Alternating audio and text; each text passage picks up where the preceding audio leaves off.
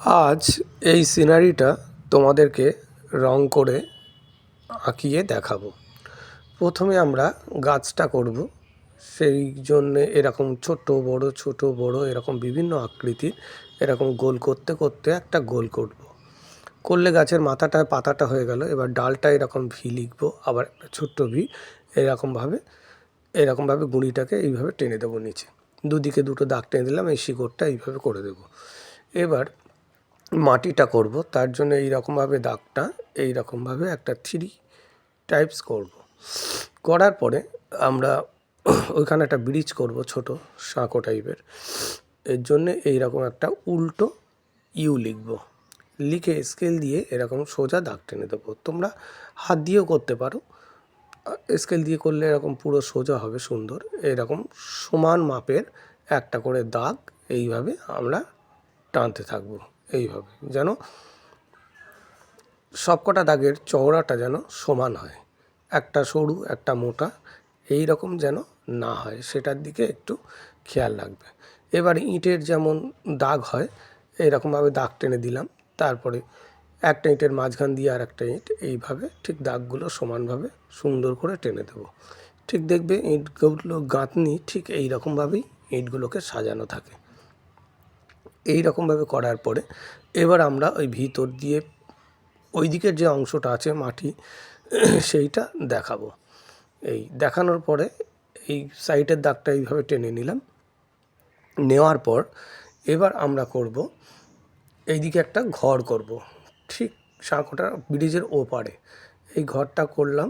এইভাবে ঘর করার পরে ঘরের উপরে এইরকমভাবে ঠিক একটা চৌকো লম্বা দাগ টেনে দিলাম, ঘরের চালের দাগ টানলাম, এইদিকেও একটা চালের দাগ টেনে দেব। এইভাবে ঘরটা হয়ে গেল। এবার আমরা পিছনে কিছু দূরের গাছ ঝোপ এই টাইপস করব, এরকমভাবে এই টেনে দিলাম। দিলে আমাদের সিনারিটা হয়ে গেল। এবার আমরা কালার করব। কালার করার জন্যে আকাশে প্রথমে আকাশি রঙটাকে দেব, ঠিক এইভাবে কোনাকুনিভাবে আমি টানছি। তোমরা চাইলে সোজাভাবেও টানতে পারো, একভাবেই টানবে, যেভাবে টানবে। যদি কোনাকুনিভাবে টানো কোনাকুনিভাবে টানবে, যদি সোজা টানতে চাও তো একভাবে সোজাভাবেই টেনে যাবে, একই রকমভাবেই রঙটাকে টেনে যাবে। এইভাবে পুরো আকাশটা আমরা রং করব। তো আমি শুধু আকাশি কালারটাকে এখানে ব্যবহার করছি, তোমরা চাইলে এখানে একটু ডিপ নীল একটু কোবাল্ট ব্লু বিভিন্ন কালার মিশিয়ে করতে পারো, একটু ডিপ হালকার ব্যাপারটাও রাখতে পারো। আমি শুধু সহজ করার জন্যে শুধু আকাশি কালারটাকেই দেব। দেওয়ার পরে এবার জলটাকেও ঠিক সেম একইভাবে আকাশি রঙটাকে এরকমভাবে টেনে যাব সমান করে। উপর দিকে একটু ডিপ রাখবো, তলার দিকে একটুখানি হালকা করব। এরকমভাবে হালকা করে করে এরকম মেশাতে থাকবো। এইরকমভাবে আকাশি জলটা তোমরা করে যাবে, এরকম আকাশি দিয়ে দেবে। এইভাবে দেখো জলের কালারটা হয়ে গেল। এবার আমরা কালার করব, গাছ কালার করব। গাছের জন্য প্রথমে তলায় ডিপ নীল কালারটা ঠিক এইভাবে ডিপ করে করে এরকমভাবে টানতে থাকবো, তলার দিকে ডিপ করব, আস্তে আস্তে উপর দিকে হালকা করতে করতে তুলতে থাকবো। এইভাবে ডিপ নীলটা তুললাম। এবার এই ধারে যে ঝোপটা আছে তার মধ্যেও একটু পুশিয়ান ব্লু এরকম দিয়ে দেবো। দেওয়ার পরে এবার এই স্যাপ গ্রিন কালারটাকে নিয়ে পুরো ডিপ নীলের মধ্যে এরকম ডিপ করে পুরো টেনে দেব। তলার দিকে পুরো ডিপ করব, উপর দিকে আস্তে আস্তে উপর দিকে একটু হালকা করতে করতে যাব। তলার দিকটা যেন পুরো নীলের সঙ্গে স্যাপ গ্রিনটা মিশে যায়, এই রকমভাবে আমরা মেশাতে থাকব।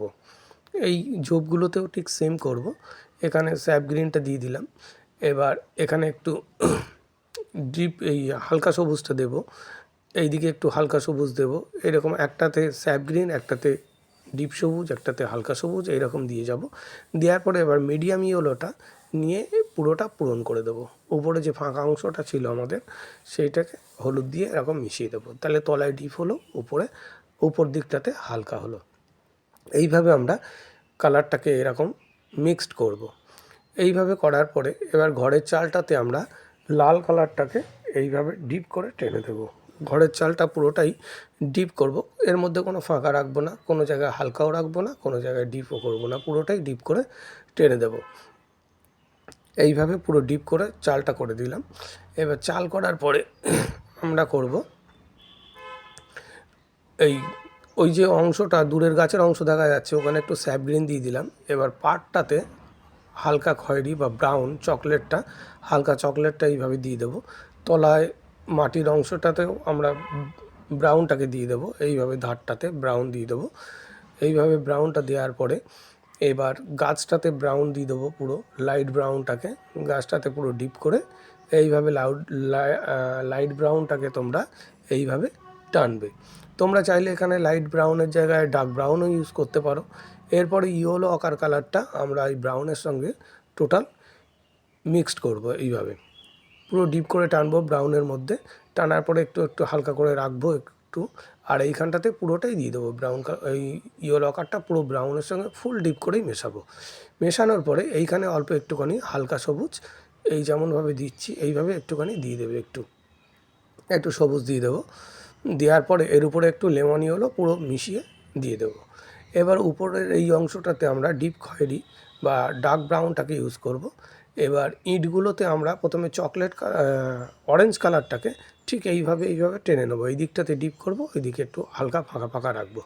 ঠিক এমনিভাবে সব কটা ইঁটের কালার একইভাবে সেমভাবে আমরা অরেঞ্জ কালারটা দিয়ে এইভাবে বানিয়ে যাব। দেখো ঠিক যেমনভাবে একটা সাইড করে দেখো ডিপ করছি, একটা সাইড হালকা করছি, ঠিক এইভাবেই আমরা টেনে যাব। টানার পরে এবার পিচ কালারটাকে দিয়ে আমরা এরকম সুন্দর করে এরকম পুরোটাই মিশিয়ে দেব, টোটালটাই মিশে যাবে। পিচ কালার দিয়ে মিশিয়ে দেবো, তলায় একটু ছাঁ ফেলে দিলাম।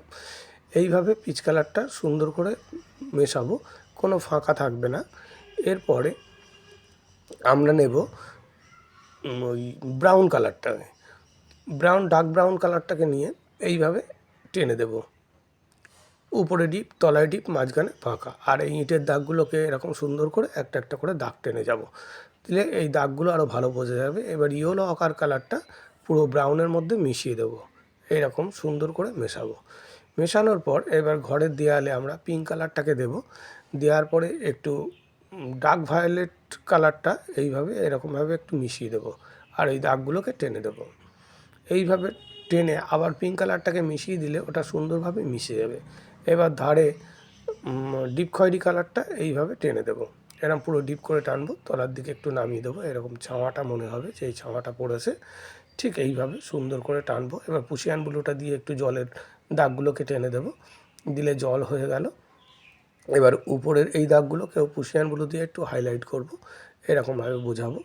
দুটো করে দাগ টেনে দিলাম, দিলে সিনারি আমাদের কমপ্লিট হয়ে গেল।